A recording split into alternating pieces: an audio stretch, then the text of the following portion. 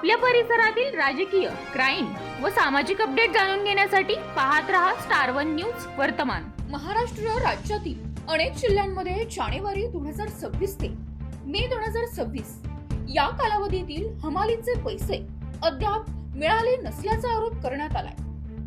काही ठिकाणी 5 महिन्यांपासून मजुरी रखडली असून त्यामुळे हमालांवर उपासमारीची वेळ आल्याचे निवेदनात नमूद करण्यात आले आहे। याच बरोबर शासकीय धान्य गोदामांमध्ये काम करणाऱ्या हमालांना महागाई निर्देशकानुसार वाढीव मजुरीचा फरकही मिळालेला नाही। सन 2008 ते 2024 पर्यंतच्या वाढीव मजुरीतील फरकीची तब्बल कोट्यवधी रुपयांची रक्कम थकीत असल्याचा दावा हमाल संघटनेने केला आहे।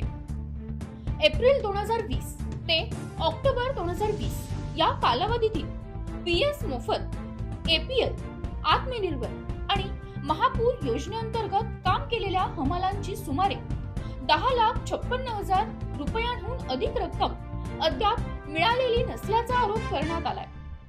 विशेष म्हणजे थेट वाहतूक धोरणांमुळे गोदामातील नोंदणीकृत हमालांचा रोजगार धोक्यात आल्याचा मुद्दाही संघटनेने उपस्थित केला आहे।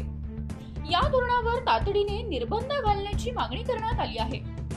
थकीत मजुरी, वाढीव वेतनाचा फरक आणि रोजगारांच्या सुरक्षिततेसाठी आता हमालांनी यल्गार पुकारला असून प्रशासनाने तातडीने दखल घेतली नाही तर आंदोलन तीव्र करण्याचा इशारा सांगली जिल्हा हमला पंचायतीने दिला आहे। प्रतिनिधी कीर्ती गायकवाड। अशा बातम्या पाहण्यासाठी आमच्या चॅनेलला लाईक, शेअर, सबस्क्राईब करा।